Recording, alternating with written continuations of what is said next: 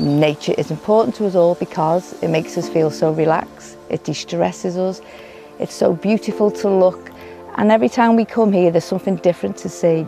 And it's lovely because some of my students don't have the opportunity to go out in the environment much.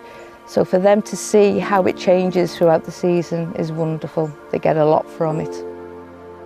Nature is more important to me. It's because the scenery is brilliant, the trees are going bigger. I love the nature a lot.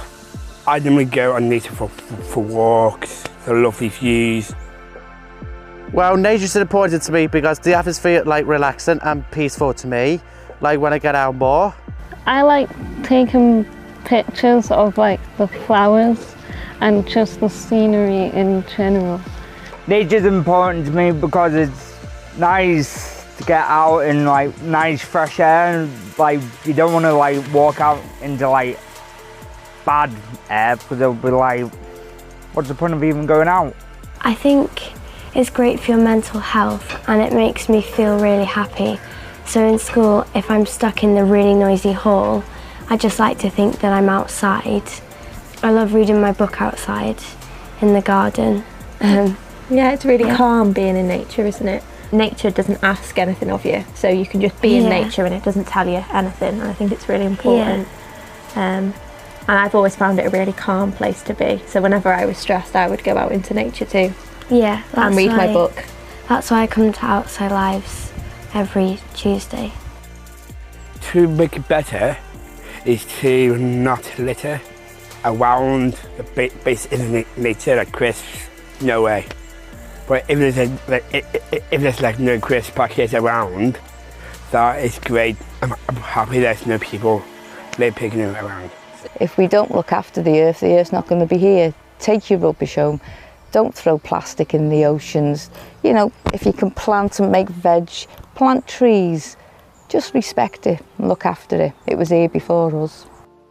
Stop throwing plastic into the waters and don't leave litter anywhere. Like everywhere you go, you should always clean up after yourselves. Because if you don't clean up after yourself, you're putting whatever's out there in danger. You should really keep the country tidy. Like stop littering and pick up after yourselves if you drop something by accident. What's the hope for the future for the world? I mean, it's a big subject, isn't it, obviously that, but I think at the heart of it all in my mind, we really should adopt a more sustainable approach to everything we do. I mean, these days, everything's throwaway and everything's about consumerism and making things quick and easy to do, and not necessarily the right way of doing things for nature, because at the end of the day we all depend on this planet to live, and we're right on the edge, I think, of a critical point in history at the moment where it could all go completely wrong for humans, really. I mean, the planet needs looking after.